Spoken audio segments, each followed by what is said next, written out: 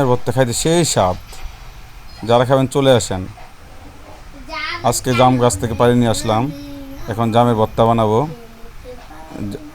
শুধু লবণ দিব জামের মধ্যে, লবণ দিয়ে বানাবো। লবণ দিয়ে অনেক মজা লাগে জামের ভর্তা খাইতে। এই কতটুকু লবণ নিতেছি হাতে,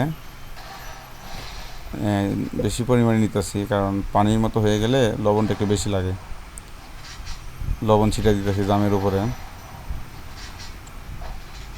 এখন একটা বল নিয়ে আর একটা বলের উপরে জোরে জোরে থাপড় দিব, ঝাঁকা দিব।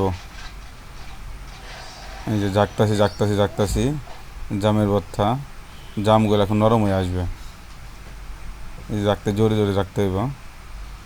দেখলাম কি অবস্থা আছে জামের, কিন্তু পরিপূর্ণ হয় নাই। আবার ঝাঁকা শুরু করতেছি।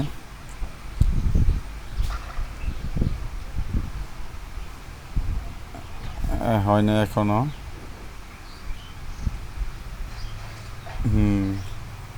আপনারা যারা বাসায় আছেন তারা জামের ভর্তা খাবার না দেখবেন এভাবে। এই যে এখন জাম হয়ে গেছে, অনেক সুন্দর কালারটা, সেই আসছে, খুব সুন্দর। একটু খেয়ে দেখবো এখন কেমন লাগে।